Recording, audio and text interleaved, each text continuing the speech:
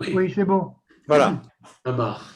Amar Kuzari, Avala Datot Asher Achachem, les religions qui sont après vous, donc la chrétienté et l'islam, Kachar Yoduba Emet Velo Yachishu, lorsqu'ils reconnaissent la vérité et qu'ils ne nient pas cette vérité, bien entendu, ce n'est pas toujours le cas, Kulam Messimim Itron Lamakomahu, mettant un point d'intérêt particulier, donc religieux bien sûr, à l'endroit en question qui est la terre d'Israël, en disant que c'est une terre sainte, par exemple. D'ailleurs, même dans le monde chrétien, on parle de la terre sainte. D'accord. Ve'omrim ki hu makom aliyat haneviim b'sha'ar hashamayim. Il dit c'est un endroit où les prophètes sont montés au ciel. D'accord. C'est pas, il s'agit pas, ils font pas. Je suis pas sûr que l'islam parle de ça. Hein, attention, hein, on va voir tout de suite. Hein. Plutôt que la chrétienté parle plutôt de ça et encore. En tout cas, il ne parle pas d'Eliyahu Hanavi. Hein, je vous rassure tout de suite, on va voir de quoi il parle juste à l'instant. Comme Ahmad ad-Din, l'endroit, la terre d'Israël, où à la fin des temps, il y aura le jugement dernier. On parle du jugement dernier chez le monde chrétien. Les âmes vont revivre là-bas.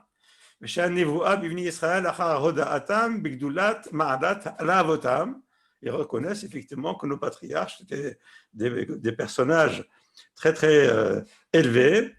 Ils reconnaissent effectivement la création du monde, Maaseh Bereshit. Ils reconnaissent également le déluge. Il n'y a pas que d'ailleurs du reste qui reconnaissent le déluge. Et la majorité de ce qui est écrit dans la Torah. Ça, je me réserve un petit peu concernant l'islam, mais enfin bon. Et il fête justement cet endroit-là honorable. Bien, on va tout de suite voir de quoi on parle ici.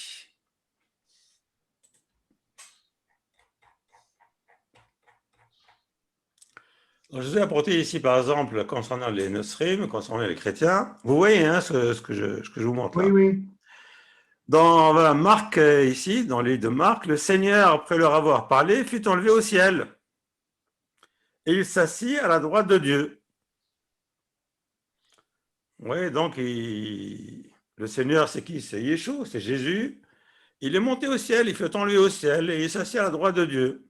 C'est pour ça que j'aime pas le mot Seigneur, parce qu'en général, dans le monde chrétien, le mot Seigneur, en général, fait référence à Jésus. Pour le monde des Ishmaélim, dans la fameuse sourate 17, le voyage nocturne, gloire et pureté à celui qui, de nuit, fit voyager son serviteur Muhammad de la mosquée Al-Haram à la mosquée Al-Aqsa, dont nous avons béni l'alentour afin de lui faire voir certaines de nos merveilles. C'est lui vraiment qui est l'audient et le clairvoyant. Bon, ici on ne voit pas le mot ni Jérusalem ni rien ici. Hein. On remarquerait qu'on voit rien. Ce qui fait que certains orientalistes disent que ce verset ne parle absolument pas de Jérusalem, ni même de la mosquée d'Al-Aqsa, dans nous, qui se trouve au Harabaït, au mont du Temple. On ne parle pas du tout, on parle de la mosquée Al-Haram, à la mosquée Al-Aqsa, mais il ne s'agit pas de la même mosquée. Et nous avions donné à Moïse le livre dont nous avions fait un guide pour les enfants d'Israël. Ne prenez pas de protecteur en dehors de moi. Ça, c'est pour dire qu'ils reconnaissent la Torah. D'accord? Mais le monde musulman ne reconnaît pas la Torah telle que nous l'avons, nous. Ils pensent que la Torah dont ils parlent, eux, le guide dont ils parlent, c'est le Coran. Le Coran. Ô vous, les descendants de ceux que nous avons transportés dans l'arche de Noé, alors, ils reconnaissent donc l'histoire de Noah. Celui-ci était vraiment un serviteur fort reconnaissant. Bref, quelques exemples pour dire effectivement que ces deux grandes religions, grandes par leur nombre, hein, bien entendu, et les moins éloignées du judaïsme, on va dire, plus ou moins, ça correspond à ce que dit effectivement le Kuzari. D'accord? À peu près, grosso modo, d'accord? C'est notre sujet principal d'aujourd'hui. Hein.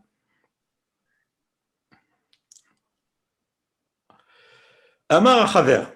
Maintenant, le Chaver, qui est Rabbi Yehuda Halevi, dans cette histoire-là, il répond Omnam Haïti Medame Otam la Gerim.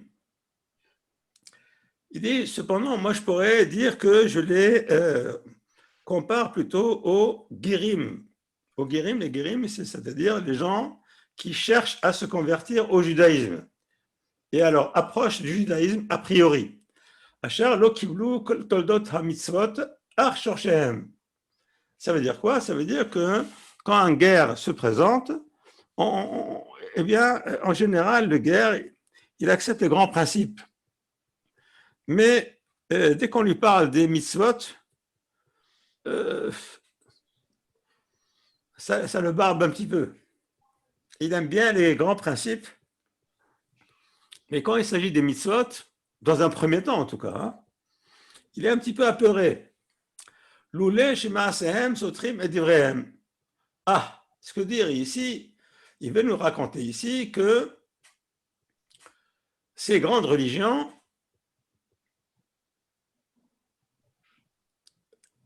elles ont des belles paroles, divrehem, mais maasehem, leurs actions contredisent, sont à l'opposé de leurs paroles, c'est-à-dire de leur affirmation, de leur foi principale. On va le voir par la suite. Et donc, lorsqu'il parle de la terre d'Israël, qui est l'endroit de la prophétie,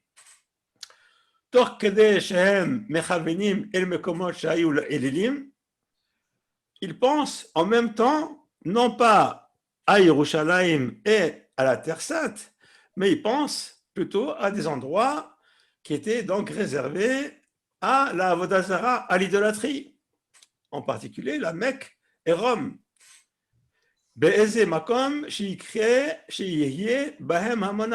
Et pourquoi ils ont choisi ces endroits-là? Parce que justement, la foule, avant, la foule des païens allait justement dans cet endroit, en particulier à la Mecque et Rome. L'onirabo maase Elohi. Là-bas, dans ces endroits-là, on n'a jamais vu d'action divine particulière à la Mecque ou à Rome qui puisse se comparer ces endroits-là à Yerushalayim. Im hishiram chukei ha'avodot ha'kedumot, tout ceci en laissant en place les faits et les minhagim et les coutumes idolâtriques de l'époque. Vimer hagehem moadem, ils ont également laissé en place leurs fêtes et leurs périodes de festivité ou leur jeûne, etc. Veloshinu zulati hatzurot shayu lesham, ils n'ont changé que les images qu'il y avait là-bas. Par exemple, à la Mecque, ils ont enlevé toutes les statues, les images de statues qu'il y avait là-bas. Mahu otam hatzurot, donc ils ont détruit ces images. Velo mahu datotehem, ils n'ont pas détruit leur religion. C'est-à-dire, en fait, en réalité, ce qu'il veut dire, il veut dire tout simplement que l'islam, comme la nasrout, comme la chrétienté, ont des principes qui sont a priori théologiquement tout à fait valables au niveau du monothéisme, quoique pour la chrétienté, ça va se discuter, on va le voir. Par contre, leurs ma'asim, leurs coutumes, d'accord, qui sont légalisées hein, chez eux dans leur religion, sont des coutumes qui sont teintées très très fortement d'idolâtrie, des restes de l'idolâtrie qui a précédé la formation de leur nouvelle religion. C'est ça qu'il veut dire ici. Donc, je résume ici, Ma'asem Sotrim et Divrehem, leurs actions contredisent leurs paroles, c'est-à-dire leurs minhagim sont en opposition par rapport à leurs principes. Hem mechavnim el mekomot shayu lalilim, ils se dirigent vers des endroits qui étaient des endroits idolâtriques, comme la Mecque et Rome. Mashirim chukei ha'avodot ha'kedumot vimei chagehem u'ma'adehem, ils ont laissé en place les lois de leur Avodah Zara qui étaient précédentes et également les jours. Hein, par exemple, chez les chrétiens, on trouve effectivement que les fêtes des chrétiens, peut-être pas toutes, mais ce sont des fêtes qui correspondent à des anciennes fêtes païennes. Mahaku Tsurot Avodazara, ils ont détruit des images de l'idolâtrie, Velo Mahaku Otam Ota Avodazara. Mais cette idolâtrie elle-même n'a pas été entièrement effacée. Conclusion, Anatsrut Vaislam, Ta'arovet Emunat Elokim Ve Avodazara. C'est un mélange en la foi divine d'Israël et un mélange avec de la Avodazara. En quoi la mosquée, c'est un lieu d'Avodazara? La mosquée elle-même, non, mais la Mecque, oui. Ah, alors c'est quoi la Mecque et la mosquée? Ben, regardez un petit peu. Ils se dirigent leur attention, ils se tournent vers D'accord. la Mecque. Donc ils ne se dirigent pas vers Jérusalem, ils se dirigent vers la Mecque. Exact. Bonne question en tout cas. Toute leur intention est dirigée vers la Mecque. D'ailleurs, vous allez une fois par an, ils font le pèlerinage à la Mecque, ils sont des millions à tourner autour de cette fameuse pierre noire, cubique,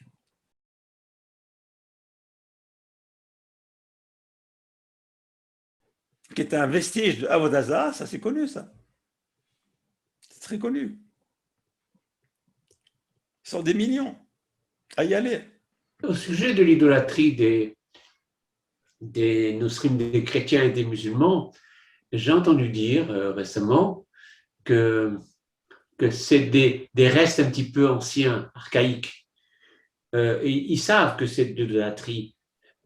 Parce que bon, quand même, ils lisent un petit peu la Torah et autre chose, mais donc, mais parce que le peuple demande ça. Il y a une sorte de minagim, un peu comme, bon, je ne sais pas si on peut comparer, mais il y a des minagim, des petites choses, des petites références à du matériel, aussi bien chez les Juifs que chez d'autres peuples. Donc, il y a une sorte de référence, mais il ne faut pas s'attarder trop sur ça, voilà ce que j'ai entendu dire. Alors, je vais compléter ce que vous avez dit ou ce que vous avez entendu dire. Ouais. D'abord, pour vous dire que ce que vous dites est valable pour la chrétienté. Oui. Pas pour l'islam. Oui.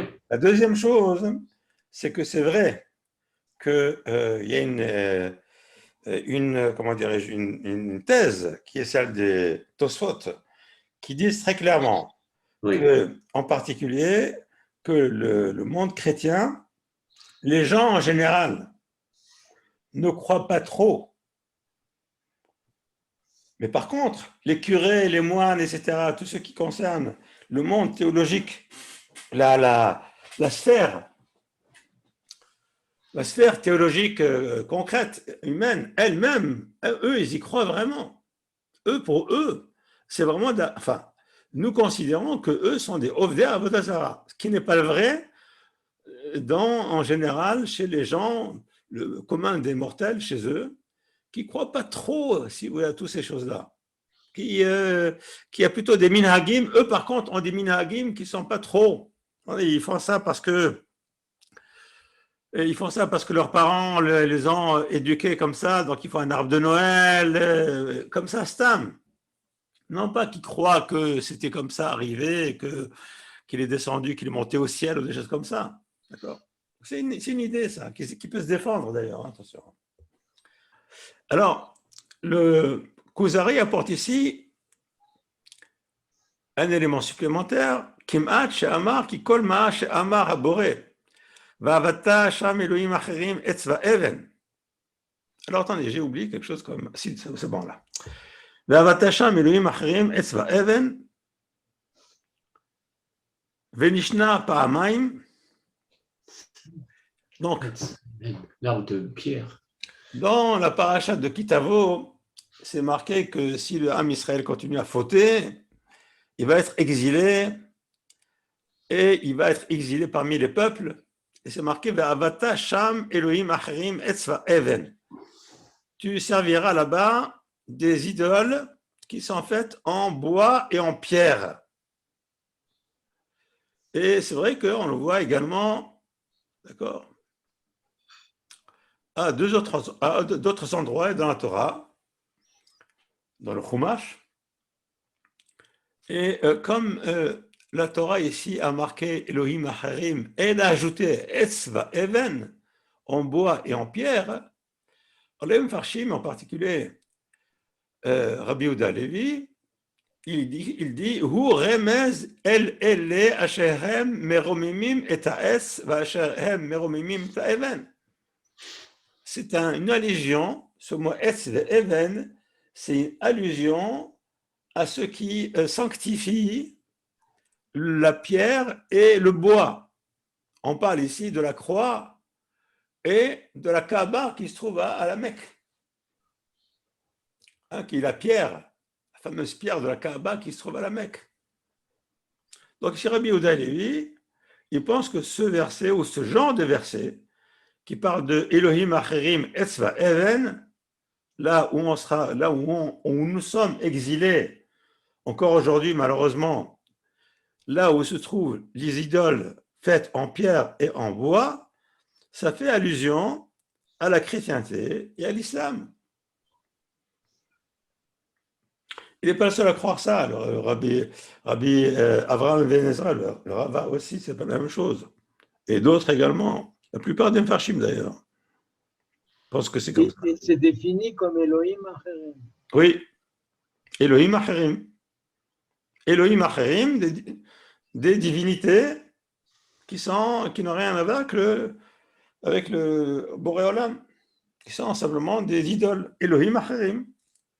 C'est pour ça qu'il dit Kim'at chez Amar. Il dit que c'est un remez, Kim'at chez Amar.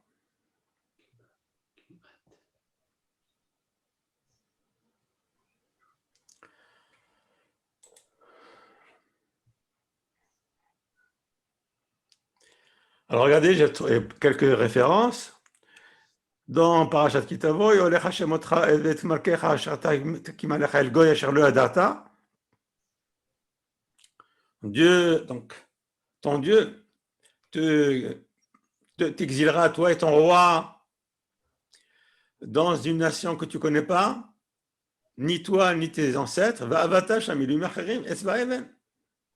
Tu es là-bas, tu serviras des divinités qui sont des divinités faites de bois et de pierre. Ça aurait été largement suffisant de dire pourquoi ajouter Esva Even? Et là-bas, tu seras comme un objet d'opprobre et de honte. Dans tous les peuples dans lesquels Dieu te conduira là-bas, en exil. Toujours dans Parashat Kitavo,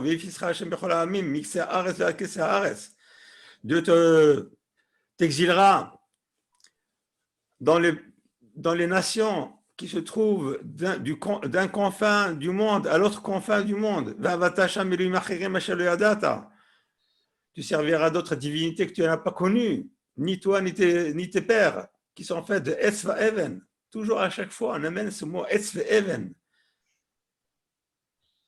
Ou bien dans Parashat Vaïtranan, Va'avatem Sham Elohim Ma'asi Yedei Adam, Etzva Even.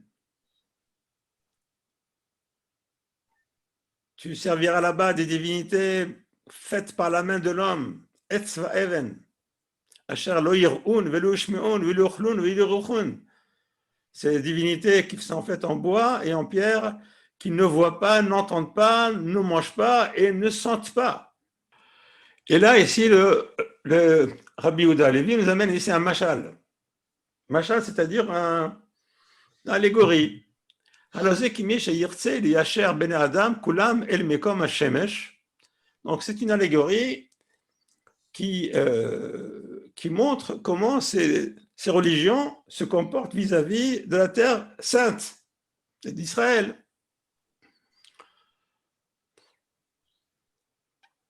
Alors, ça va de soi que si vraiment ces religions donnaient une importance à la terre sainte et à la Torah, et quand tu dis la terre sainte, nécessairement la terre sainte fait référence au peuple juif, parce qu'il n'y a pas de peuple sans terre.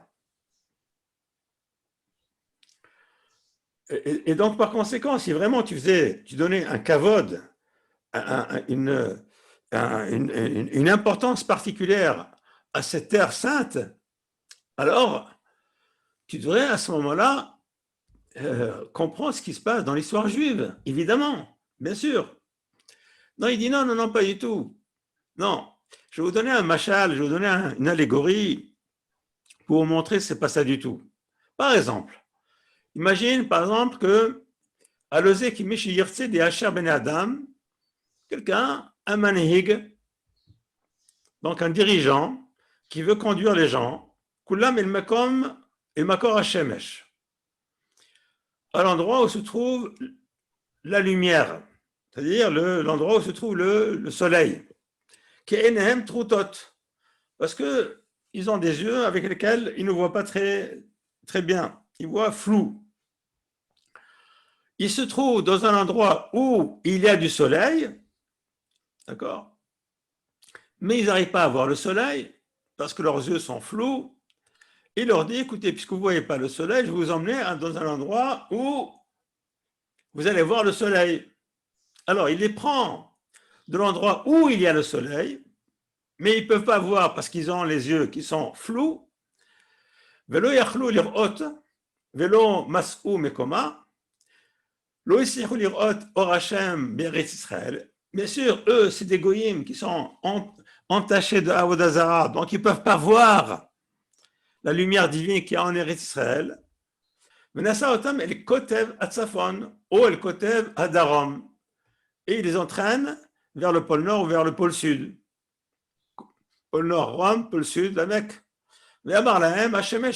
Voici le soleil, il se trouve ici. Et qui bilouha tirota, mettez-vous en face, vous allez la voir. Mais l'oraota, il ne la voit pas. D'accord. A contrario, le Mazot, a contrario, Moshe Rabbeinu, alav shalom, Hamanig Moshe, alav shalom, Haimid Heamon. Oui, ici, il fait un parallèle qui est saisissant. Il a pris tout l'âme Israël, Etzel Har Sinai, il l'a mis devant le mont Sinaï, il hot et haor asher ra'uhu, pour voir la lumière divine le jour où ils ont reçu la Torah. Ilu hayu yocholim alav keyocholto. Donc, il les a quand même amenés, même si chaque personne n'a pas vu, n'est pas arrivé au point de perception de Moshe Rabbeinu, mais il a tout de même perçu, il est arrivé à un niveau où il a pu entendre les 10 commandements et percevoir la lumière divine à ce moment-là. Et ensuite, il a appelé les 70 sages qui ont également vu ou senti donc cette présence divine, comme c'est écrit, Vayir'u et Elohei Israël, Vayochlu Vaishtu. C'est marqué à la fin de Parashat Mishpatim, c'est marqué qu'ils ont vu le Dieu d'Israël, ces 70 sages ont vu le Dieu d'Israël, ils ont même fait une fête, ils ont mangé, ils ont bu, ils ont fait une fête.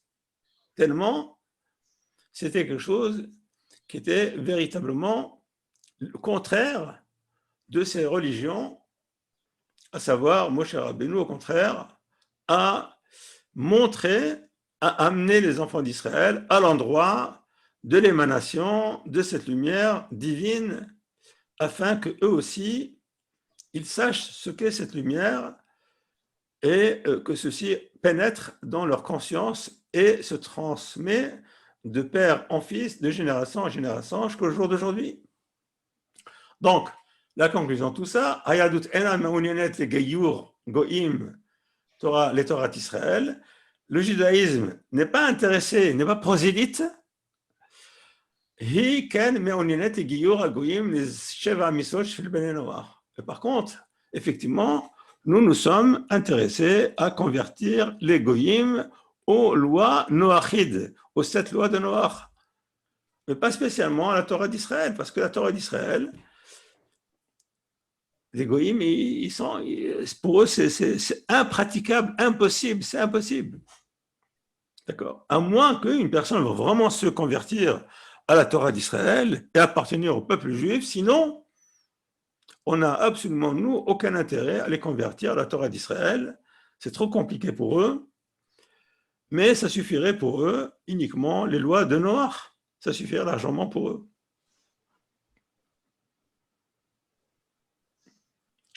Alors, attendez.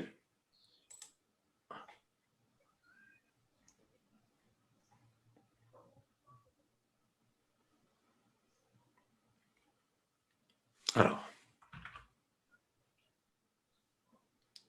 avant d'arriver au philosophe, on va essayer de voir parmi les Rishonim et les Acharonim, on va essayer de voir leur position par rapport à Ishmaël et par rapport à la Nasrut. Le Radbaz. Donc le Radbaz, c'est un commentaire du Rambam, du Mishneh Torah du Rambam en particulier. Il dit la chose suivante. She'ela sha'alta mimeni yedidi nafshi odia chadati be'Reuven she'onsim oto lahzor ledat Ishmael. On lui a présenté un cas de quelqu'un qui s'appelle Reuven, c'est un nom d'emprunt évidemment, qui a été obligé d'embrasser la religion d'Ishmaël. Im hayav limsor nafsho aleha odil malo. Est-ce que oui ou non, il est obligé de se convertir, ou bien est-ce que non seulement il n'est pas obligé de se convertir, mais en plus il peut même y laisser sa peau. Il doit laisser sa peau.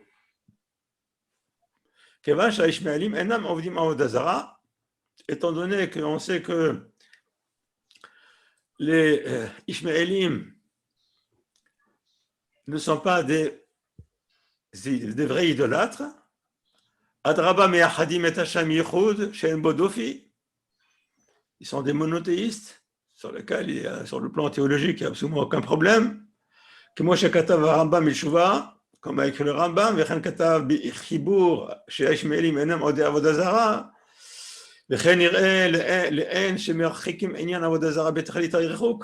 effectivement, théologiquement parlant, ils ne sont pas du tout Avodah Zara. Ils croient en l'unité divine, bien sûr.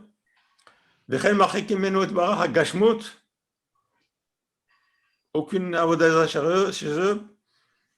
Ils ne considèrent pas que Dieu est quelque chose de concret, bien sûr. Et ceci peut se démontrer facilement avec des preuves tout à fait claires. Et là-dessus, ils ont beaucoup de livres, comme vous savez très bien, il y a eu des philosophes arabes qui ont écrit là-dessus, etc. Et il dit, je me suis fatigué, j'ai trouvé, chez Katav Aritba, un des commentaires de Rashi, Aritba il est connu, qui dirait, voici ce qu'il dit.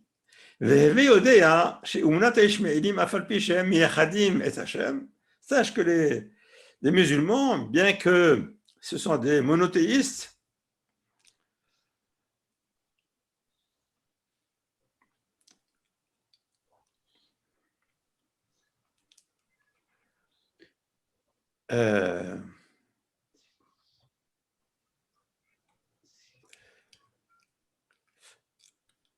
Avodah Zara, il y a une virgule ici, excusez-moi, on va la mettre tout de suite, si c'est possible. Voilà. Avodah Zara, Gmura, Chashiva, Lihareg. Il faut considérer que l'islam est une idolâtrie totale, complète, Chashiva, au point, Lihareg, Al-Amir, il ne doit pas se convertir, au point de se laisser tuer et de ne pas se convertir. Pourquoi ?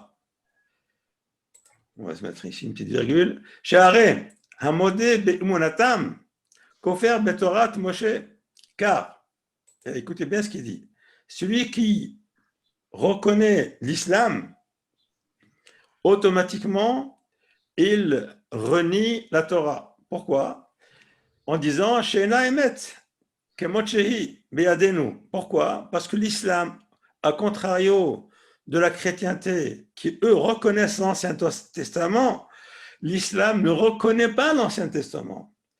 Et ils disent que la Torah que nous avons entre nos mains a été falsifiée par les Chachamim. Écoutez bien, ça c'est quelque chose d'absolument terrible. Aurait été falsifiée par les Chachamim pour enlever toute référence à Mohammed. Vous vous rendez compte un petit peu de l'absurdité de la chose. Mohammed, c'est au 7e siècle, nous sommes d'accord. Hein. Oui. Pour les Chachamim, c'est... Ouais, on a parlé ici de moins au 2e siècle avant Yeshua, etc. Donc vous imaginez un petit peu l'absurdité de cet argument. Mais pour eux, c'est une croyance. Ils pensent effectivement que la Torah que nous avons, le Tanakh, a été purement et simplement cousu de fil blanc, remanié entièrement, et c'est pas ça la vraie Torah qui a été donnée au Mont Sinaï. C'est basé Avodah Gemara Hi. Et donc, reconnaître l'islam, c'est reconnaître en même temps, ipso facto, que la Torah que nous avons entre nos mains n'est pas vraie. Et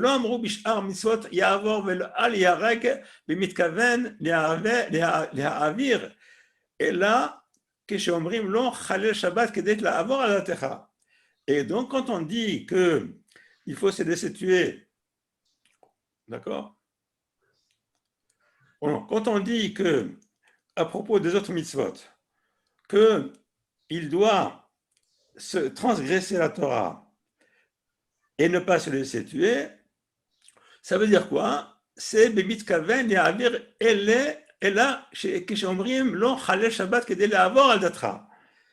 C'est-à-dire, ce qu'on veut dire ici, quand on permet une personne, quand on lui dit il vaut mieux que tu te convertisses plutôt que de te laisser tuer, c'est dans le but de lui dire maintenant tu dois transgresser ta religion.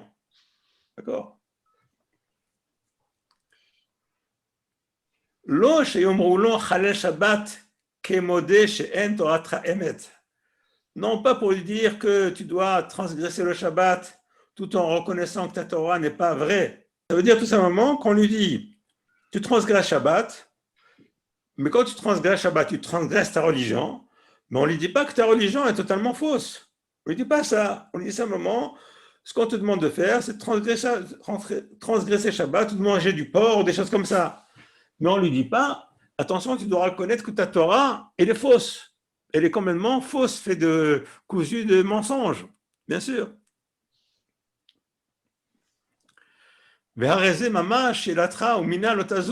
Et il dit donc le Ritba, il dit dans ces cas-là, il ne faut absolument pas bouger et reconnaître, se laisser, enfin, se convertir à l'islam, c'est en même temps reconnaître que la Torah est fausse, et ça, on n'a pas le droit de faire ça, il vaut mieux se laisser tuer. Et il continue, ceci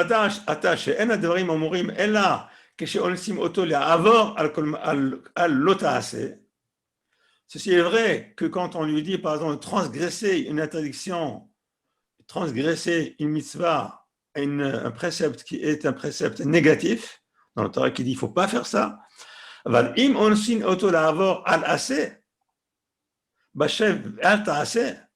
si on lui dit, par exemple, de transgresser une mitzvah qui est positive, par exemple, on lui interdit de monter à la souka, par exemple.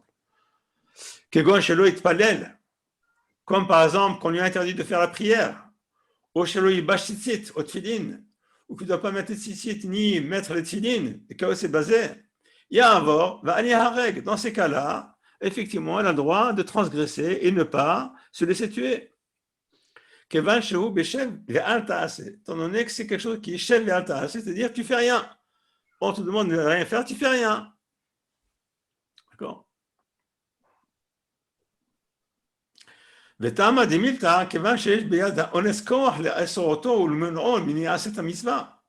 donné qu'effectivement, dans celui qui t'oblige, dans le non-juif qui t'oblige, le goy qui t'oblige, il a la force de t'interdire et de t'empêcher de faire une mitzvah.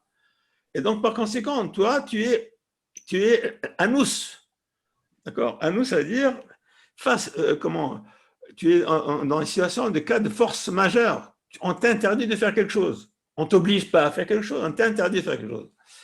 Mais nimset a mitzvah, mitzvah telet. Donc cette mitzvah positive se trouve donc annulée par la force du goy qui est sur toi. Avgam kshe'anus oto levatel mitzvah aseh ya'avor ve'al ya'areg. V'zeh muskam mikol ha'mfarshim asher ha'iti. Ça c'est vrai. Cette histoire-là est vraie et acceptée par tous les poskim, tous les mfarshim que j'ai vus dit donc le Radbaz. C'est intéressant ce qu'il dit ici, donc, cette histoire-là. Pourquoi pour l'islam? Parce que l'islam considère théologiquement que la Torah qui est entre nos mains est une Torah qui est falsifiée. Et que la vraie Torah, entre guillemets, c'est le Coran. Le monde à l'envers.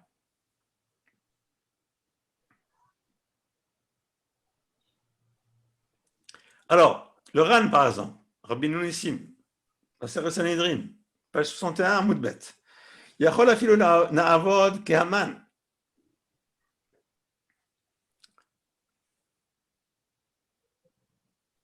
Alors, l'histoire de Haman, par exemple, Mordechai ne s'est pas prosterné devant Haman. Alors pourquoi? Est-ce que c'est une interdiction de se prosterner devant un homme? Non. Chez Haïshtahava ou Tera le Adam, on sait que se prosterner devant un homme n'est pas interdit.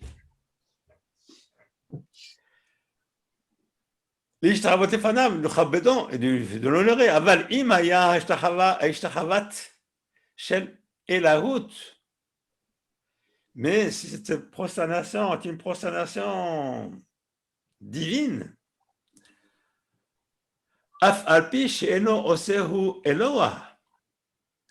même s'il n'en fait pas une divinité, du moment qu'il se prosterne. C'est-à-dire, quelqu'un se prosterne par exemple devant une idole, par exemple. Mais il ne considère pas que c'est une idole, mais il se prosterne. Le fait de se prosterner seulement, c'est l'interdiction de la Torah de façon très grave. C'est considéré comme de l'Avodah Zara, même s'il pense que l'idole qui est en face de lui n'est pas une vraie idole. Afalpi sheno oseu elua mamash, Asura hi est interdite. Udat Abaye hayavin aleh hamita. Selon Abaye dans la Gemara, page 61 dans Sanhedrin, on est hayamita de ça. Tu ne penses pas que la personne, l'idole qui est en face de toi est une vraie idole, mais tu t'y prosternes. Le fait de se prosterner, hein, c'est l'acte en lui-même. Chez Haïshtahavaya, chez Haman, Haïshtahavaya, chez Elohut, Haïta. Et donc ici, le Ran dit que, à propos de Haman, pourquoi Mordechai ne s'est pas prosterné devant Haman? Parce qu'il s'agissait d'une prosternation devant une idole. Même si Mordechai ne pensait pas que Haman c'était une idole, mais comme c'était une idole, et qu'il s'est prosterné, hein, le mot c'est prosterné ici. Comme il s'est prosterné, normalement se prosterner devant un homme normal, pas de problème. Mais tu te prosternes devant une idole, même si tu penses que ce n'est pas une idole, le fait que tu t'es prosterné, ça devient de l'Avodah Zara, on est hayamita sur l'Abaye. Et c'est pour ça que Mordechai, c'est pas Avodah Zara, mais Alze. Et c'est là-dessus que Mordechai, il s'est laissé mettre dans une position où il pouvait mourir, puisque on ne comprend pas comment est-ce possible que Mordechai ne s'est pas prosterné devant Haman, qui était un être humain. On a le droit de se prosterner devant un homme, ce n'est pas un problème. Bien que Rava, à contrario de Havaye, dit qu'on n'est pas Hayamita, mais il y en a ça relève effectivement d'Avodat Elim. Les deux sont d'accord, aussi bien Rava que Havaye sont d'accord, c'est quelque chose qui relève de l'idolâtrie. Bien que l'un dit on est Hayamita, l'autre dit on n'est pas Hayamita là-dessus. Mais c'est quand même l'Avodah Zara. Ve'afagav de Patour, Asur, la Asotken. Bien qu'il n'est pas tôt de Hayamita, mais c'est interdit de le faire. Des Ba'avot Alinim, B'chol Avizraïhu. Car à propos de l'Avodah Zara et tous les ustensiles qui concernent l'Avodah Zara, Kaimalan, le Père Bessor Moré, toujours dans la Sanhedrin, Yaharek Vele Avor. On doit se le situer et ne pas être transgressé. Velamad Mikan, chez Akadoshim, chez la Koutim. Vegam Mshuga chez la Shme'ilim. Apparemment ici on parle de Koutim, c'est-à-dire des Nasrut, de la chrétienté. Koutim. Bon, c'est un terme un petit peu ambigu, mais Vegam Mshuga chez la Shme'ilim. Rambam aussi l'appelle Gam Mshuga. Afalpi she'en to'in acharen la'asotan elahut. Bien que eux ils pensent que ce n'est pas une divinité de O'il.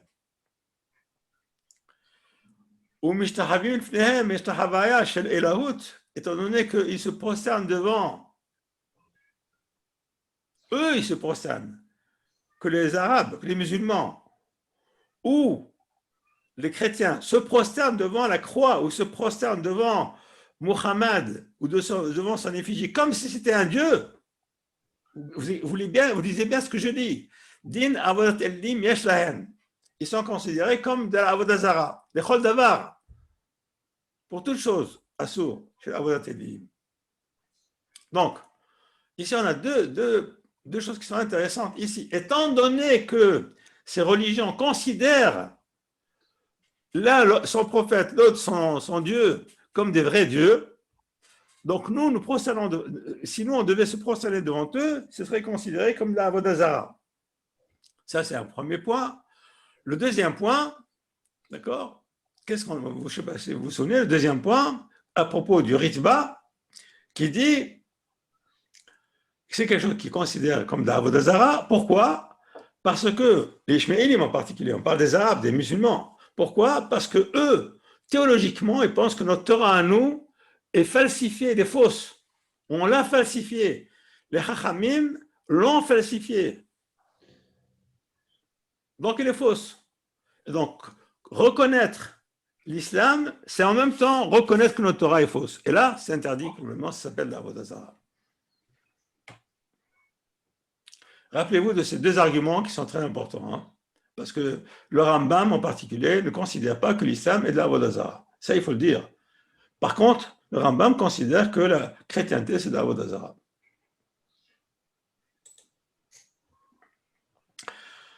Maintenant, voyons voir ce que disent les philosophes. Parce que bon, on a vu maintenant les deux grandes religions, islam et chrétienté, christianisme. Maintenant, que disent les philosophes? Le Kuzari, roi des Khazars, il dit Avalhem yoter krovim alechem mais à philosophim. Il dit oui, mais d'accord, c'est vrai, tout ce que tu dis, c'est bien à propos de l'islam et à propos des chrétiens, que théologiquement, ils sont monothéistes, mais leur halachot, leur minhagim, leur comportement religieux est un comportement qui est idolâtrique, parce qu'ils ont conservé énormément de choses qui proviennent du paganisme et de la avodah zara. Il dit, malgré tout, ils sont plus proches de vous que les philosophes. Amar Chaver, donc sur cette question-là, des philosophes, est-ce qu'ils sont plus proches ou est-ce qu'ils sont plus loin? Il dit, Rachok ma sheyesh ben ba'al Torah ou ben a philosophe. Il dit, non. Les philosophes sont encore plus loin.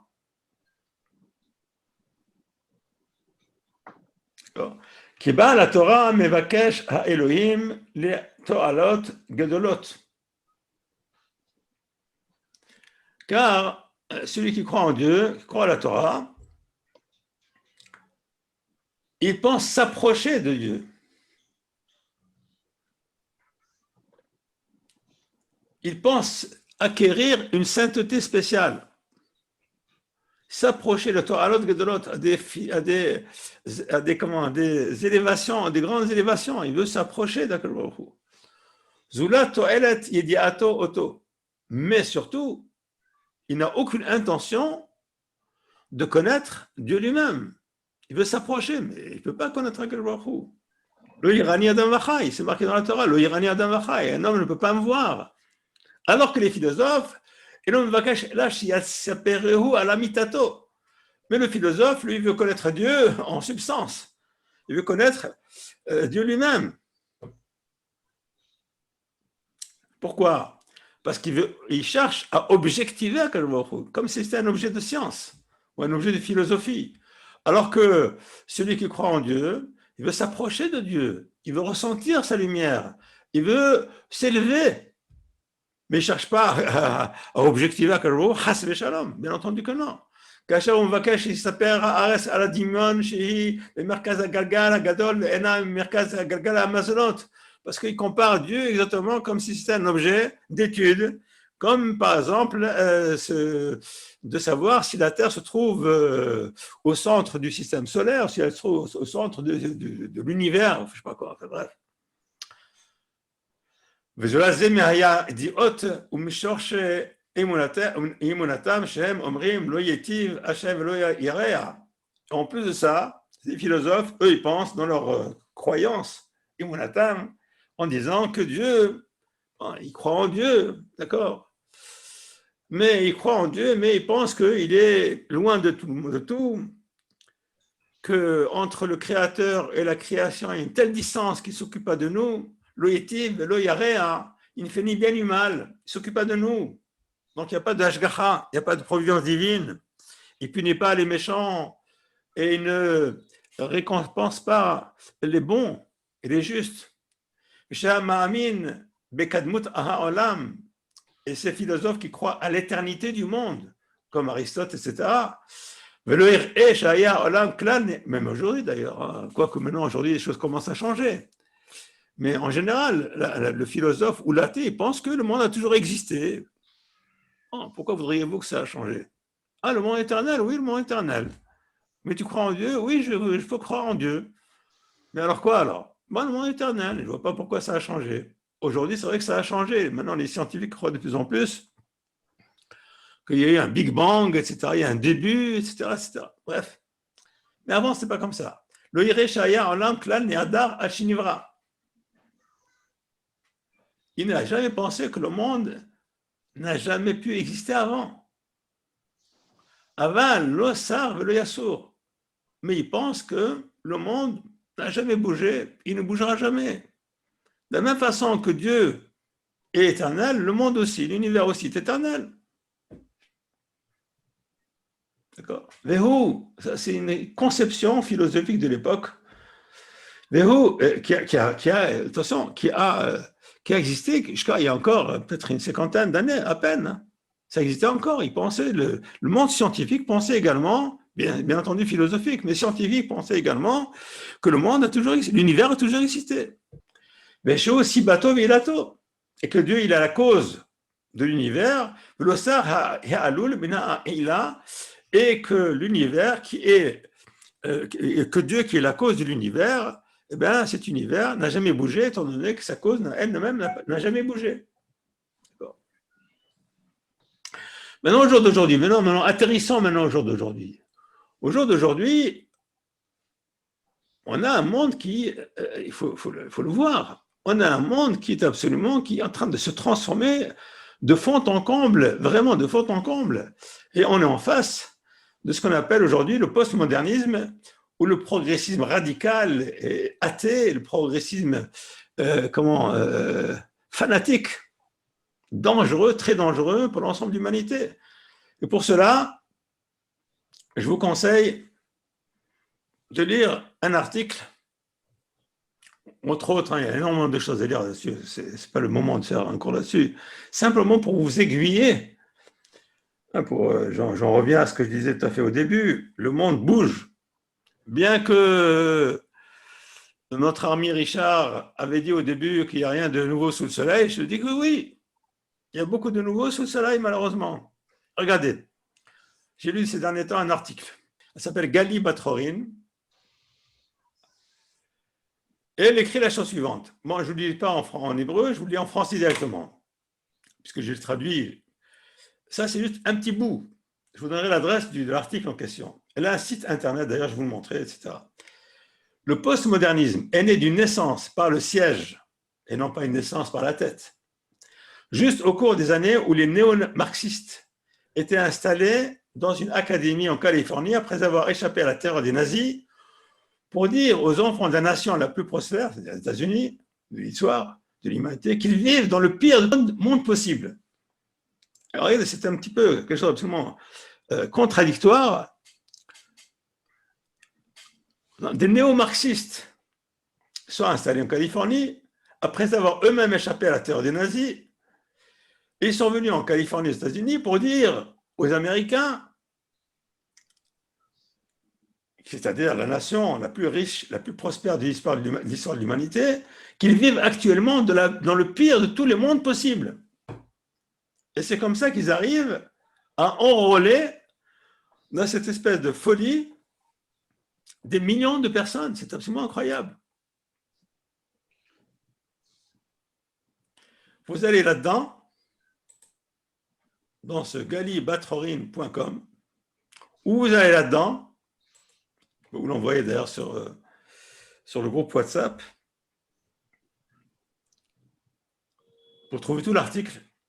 Si ça vous intéresse, pour ceux qui ça peut intéresser, je ferai une traduction de l'ensemble de l'article en français de façon à ce que vous compreniez de quoi on parle. Il y a même, vous trouvez par exemple sur Internet, vous trouvez sur Cannes,